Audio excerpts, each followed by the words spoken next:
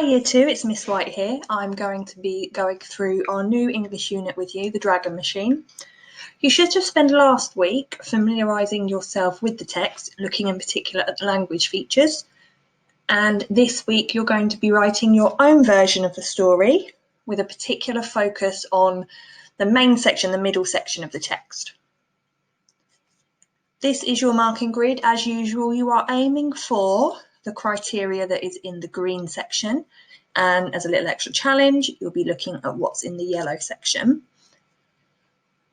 We've done some work on adverbial phrases before. So that's where we're telling our reader when, where, or how something is done. But something that's new that you may not be familiar with is the power of three. So I am going to go through that with you in a little while. It's important when you're writing at the end of the week that you focus on using the correct tense. Now, the Dragon Machine is written in the past tense, so I would suggest that you write your story as well in the past. That means that all of your verbs must be written using the past tense. As usual, please look on Letterjoin to help you with your beautiful cursive handwriting. And as always, we need to have a big focus on our use of full stops and capital letters, as well as any additional punctuation. Might be an exclamation mark, you could be putting commas in lists, or question marks to end a question.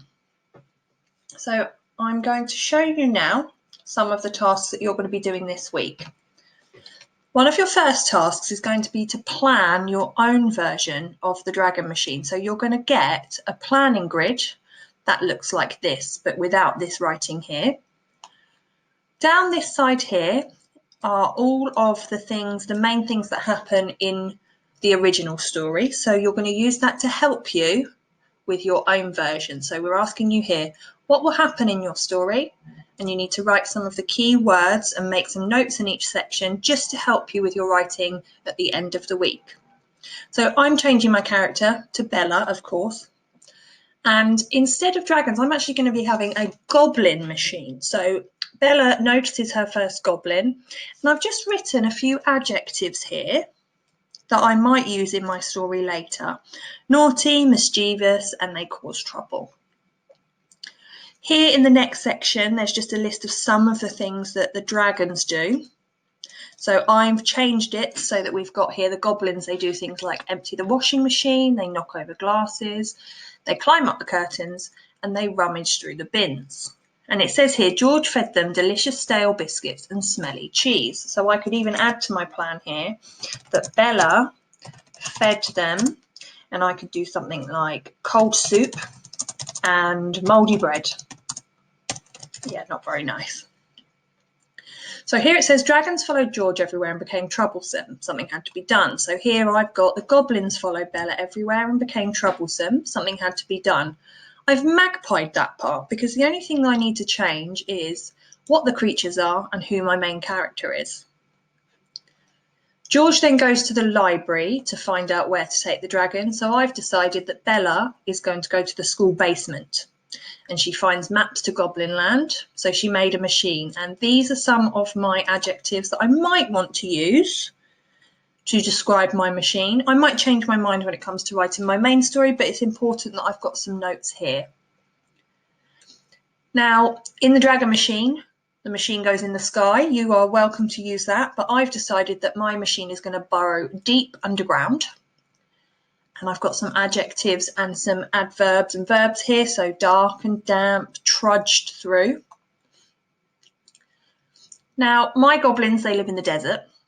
So I've said here it came to the surface. They're not going to crash because they've got to come up from underground. I've used the word vast. She fell asleep just like George did, but she fell asleep in a sand dune. And when she woke up, the goblins were gone. Her parents searched the library, schools, forests, and found her in the desert. She went home and had dinner, and her parents gave her a doll. Now, if you remember at the end of the Dragon Machine, he's given a dog, but it's not really a dog, it's a dragon. So the doll is actually a goblin. Please don't try and write your entire story in this boxing up sheet. It's important that you have your notes ready.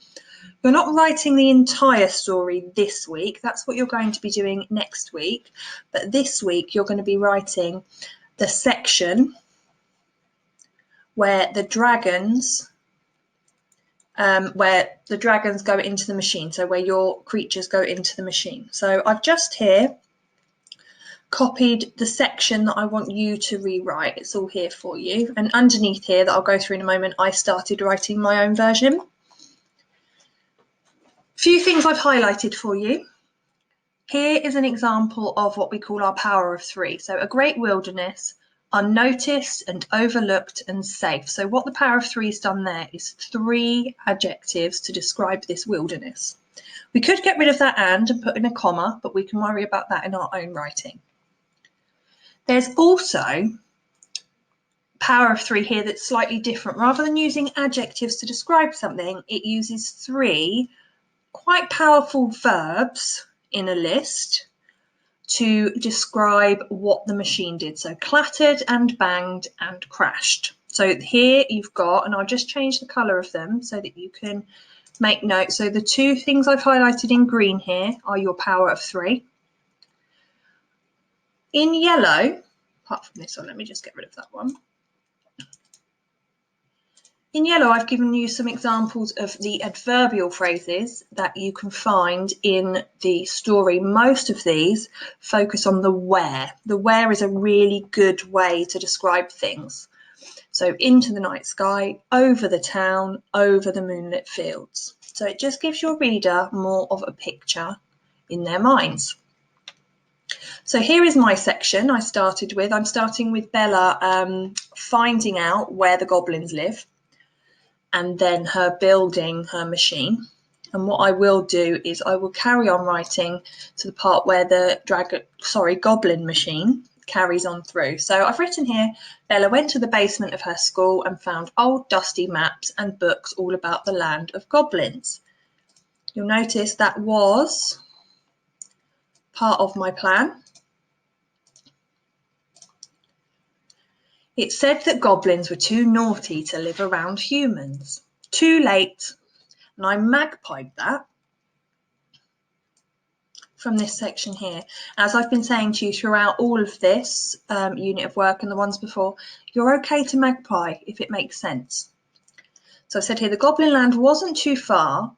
Now, my word likes me to be really formal, but you are allowed to use contractions here. That is also something on the grid. So instead of saying was not, I've said wasn't, and I've put my apostrophe here to show where the O has been replaced. So the Goblin Land wasn't too far, but they would need help to get there. It was a vast desert with endless sand dunes hidden away and safe. There is my first power of 3. So with endless sand dunes hidden away and safe. Bella drew plans for a machine to burrow underground. So I've said here it had a big carriage, claws to dig, and a drill on the front. But if we go back to my boxing art, I had a few quite nice adjectives: huge, silver, and glittery. So it had a big carriage, claws to dig, and a drill on the front. That's more power of 3. I could also add in here, so Bella hammered in the last nail. The finished machine was, and I'm going to go back and check what adjectives I chose, huge, silver, and glittery. Huge, comma, because it's in a list, silver and glittery. So I've done quite a few power of 3s. I'm not going to overload every single sentence with powers of 3 because otherwise it will get a bit difficult to read. Now, paragraphing is very important. So she's built her machine. So we're kind of starting onto a new section now where she's actually going to be leaving. So she's packed delicious bars of chocolate and crunchy crisps and got into the goblin machine. This is going to be an important part about the machine travelling. So I'm going to write here, the machine. Now I'm going to go back to my boxing up, see if I gave myself any ideas from earlier. Burrowed deep underground and the goblins followed. So the machine, and this part I'm just going to magpie straight from my boxing up. Burrowed deep underground, underground, and the goblins followed. Now, if we go actually back to the web, something that's very important here is you can also add detail of how. So I could say that they followed, I'm going to say excitedly, because I can imagine the little goblins wondering where they're going. And the goblins followed excitedly. I can now add another power of 3. I've done some descriptive powers of 3. I can now do a power of 3 similar here with the verbs. And I quite like all 3 of those, so I am going to magpie that. I might want to up-level it later and edit it, but for now, it clattered, banged, and crashed through the, and I remember on my planning, I've used words like dark, damp, trudged is a nice word, maybe. It clattered, banged, and trudged through the damp, dark. Now I'm going to say sand because, remember, mine are arriving in a desert. Now what I will do is keep following the pattern of the story and writing this. As I say, you're going to see on your weekly task, your main section that you're writing this week is just building the machine, so finding a way to get the goblins or dragons or unicorns, whatever you choose, finding out how to get them home, and then building the machine and travelling to the land. So that's all you're going to be focusing on for this week. There will be a copy of the web on the website, so you can work through that. But something else that we're going to give you to help, there is a word mat here.